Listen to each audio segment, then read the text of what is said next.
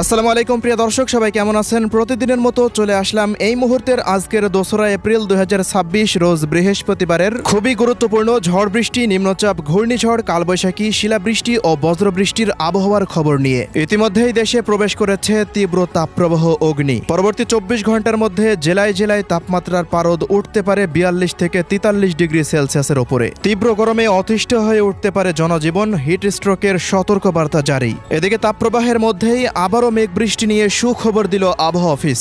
আগামী 9 এপ্রিল দেশে প্রবেশ করতে পারে শক্তিশালী পূর্ণাঙ্গ বৃষ্টিবলয় তাণ্ডব। বৃষ্টিবলয় তাণ্ডবের প্রভাবে আবারও দেশের 8 বিভাগের 64 জেলায় টানা এক সপ্তাহ তীব্র ঝড় বৃষ্টির আশঙ্কা। তো প্রিয় দর্শক, আজ এবং আগামী এক সপ্তাহ বাংলাদেশের 8 বিভাগের 64 জেলা, ভারতের পশ্চিমবঙ্গ, আসাম, মেঘালয়, ত্রিপুরা ও মিজোরাম রাজ্যের কোন কোন জেলাগুলিতে আবহাওয়া কেমন থাকতে পারে, কি জানা যাচ্ছে ইউরোপিয়ান আমেরিকান রাডারগুলো থেকে জানিয়ে দেব। অবশ্যই ভিডিওটি শেষ পর্যন্ত দেখতে থাকুন। কে কোন জেলা থেকে দেখছেন কমেন্ট করে জানিয়ে দিন। প্রতিনিয়ত আবহাওয়ার খবর পেতে অবশ্যই আমাদের ইউটিউব চ্যানেলটিকে সাবস্ক্রাইব করে রাখুন। প্রিয় দর্শক, প্রতিদিনের মতো আমরা সরাসরি পর্যায়ে চলে আসলাম ইউরোপিয়ান আবহাওয়ার পূর্বাভাস মডেল রাডারের মেঘমালা প্লাস বৃষ্টিবাহী মোডে। প্রিয় দর্শক, 2 এপ্রিল 2026 রোজ বৃহস্পতিবারের আবহাওয়ার খবর জেনে নেওয়ার পূর্বেই আমরা একটু নজর রাখবো দেশের দিকে আসতে পারে একটি নতুন বৃষ্টিবলয়। তো সেটি কবে নাগাদ দেশে প্রবেশ করতে পারে সেই পরিস্থিতির দিকে একটু লক্ষ্য রাখবো। তো প্রিয় দর্শক, আগামী 8 থেকে 9 এপ্রিলের মধ্যে দেশের মধ্যে একটি নতুন বৃষ্টিবলয়ের সম্ভাবনা আবারও দেখা দিয়েছে এবং এই বৃষ্টিবলয়টির নামকরণ করা হয়েছে বৃষ্টিবলয় তাণ্ডব। তো আমরা দেখতে পাচ্ছি আগামী 9 এপ্রিলের পর একটি শক্তিশালী বৃষ্টিবলয় উত্তরবঙ্গের দিকে, মোটামুটি ভারতের দার্জিলিং এবং বাংলাদেশের রংপুর ও রাজশাহী বিভাগ হতে দেশের মধ্যে প্রবেশ করতে পারে এবং সেটি পরবর্তী সময়ে আস্তে আস্তে দেশের দক্ষিণাঞ্চলের দিকে অগ্রসর হতে পারে। 9 তারিখের পর হতেই দেশ জুড়ে আবারও 8টি বিভাগের ওপর দিয়ে তীব্র ঝড় বৃষ্টির আশঙ্কা দেখা যাচ্ছে। রংপুর বিভাগের রংপুর, দিনাজপুর, ঠাকুরগাঁও, পঞ্চগড়, নীলফামারী, লালমনিরহাট, কুড়িগ্রাম, গাইবান্ধা। রাজশাহী বিভাগের রাজশাহী, চাঁপাইনবাবগঞ্জ, নওগাঁ, জয়পুরহাট, বগুড়া, সিংড়া, নাটোর, সিরাজগঞ্জ, পাবনা, ঈশ্বরদী, এই সমস্ত অঞ্চলগুলোর বিভিন্ন জায়গার ওপর দিয়ে তীব্র ঝড় বৃষ্টির সম্ভাবনা আবারও কিন্তু দেখা যাচ্ছে। পাশাপাশি ভারতের উত্তরবঙ্গের 5টি জেলার ওপর দিয়েও তীব্র ঝড় বৃষ্টি হতে পারে এই সময়ের মধ্যে।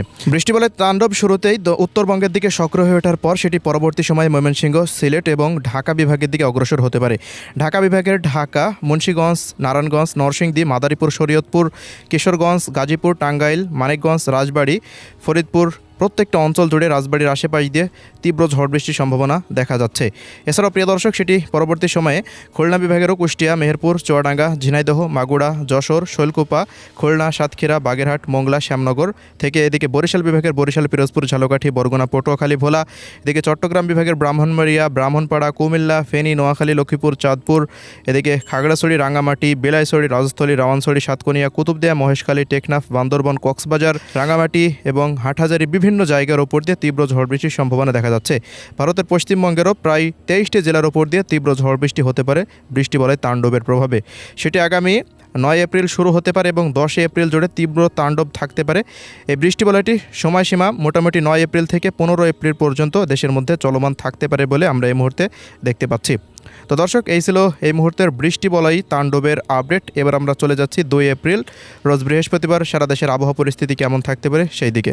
2 এপ্রিল 2026 রোজ বৃহস্পতিবার দেশের রংপুর, রাজশাহী, ঢাকা, খুলনা, বরিশাল ও চট্টগ্রাম বিভাগের আকাশটা অস্থায়ীভাবে আংশিক মেঘলা থাকতে পারে। তবে সিলেট বিভাগের 4টি জেলার ওপর দিয়ে আকাশটা বৃষ্টিবাহী মেঘে ঢাকা থাকার সম্ভাবনা রয়েছে। সিলেট বিভাগের সিলেট, সুনামগঞ্জ, মৌলভীবাজার, হবিগঞ্জ এবং ময়মনসিংহ বিভাগের 2-1 অঞ্চল জুড়ে তীব্র ঝড় বৃষ্টির আশঙ্কা রয়েছে 2 এপ্রিল রোজ বৃহস্পতিবারের দিন। পাশাপাশি ভারতের ত্রিপুরা রাজ্যেরও বেশ কিছু অঞ্চলে আকাশটা অস্থায়ীভাবে আংশিক মেঘলা নিয়ে থাকার সম্ভাবনা দেখা যাচ্ছে। দুপুর পর্যন্ত সারা দেশের আবহাওয়া আস্তে আস্তে পরিষ্কার হতে শুরু করে দিতে পারে। এছাড়াও বিকেলের পর হতে সিলেট এবং ভারতের ত্রিপুরা, ময়মনসিংহ বিভাগের বেশ কিছু অঞ্চলে বিক্ষিপ্ত ঝড় বৃষ্টির প্রবণতা অব্যাহত থাকতে পারে এবং বিভিন্ন অঞ্চলে আকাশটা পরিষ্কার থাকার সম্ভাবনাই বেশিরভাগ সময় দেখা যাচ্ছে। তবে প্রিয় দর্শক, যেহেতু কালবৈশাখীর মৌসুম এই মুহূর্তে চলমান রয়েছে, এজন্য দেশের পশ্চিমাঞ্চলের দিকে যে কোনো মুহূর্তে তীব্র ঝড় বৃষ্টির মেঘমালা তৈরি হতে পারে এবং সেই মেঘের দ্বারা কিন্তু বিভিন্ন অঞ্চলে ঝড় বৃষ্টি হতে পারে।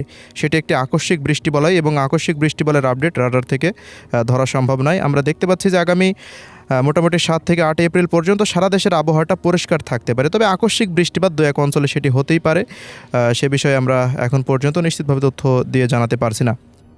প্রিয় দর্শক, এবার জানিয়ে দিচ্ছি 8 বিভাগের তাপমাত্রা পরিস্থিতি। দর্শক, এই মুহূর্তে দেশের মধ্যে প্রবেশ করে গেছে তীব্র তাপপ্রবাহ অগ্নি।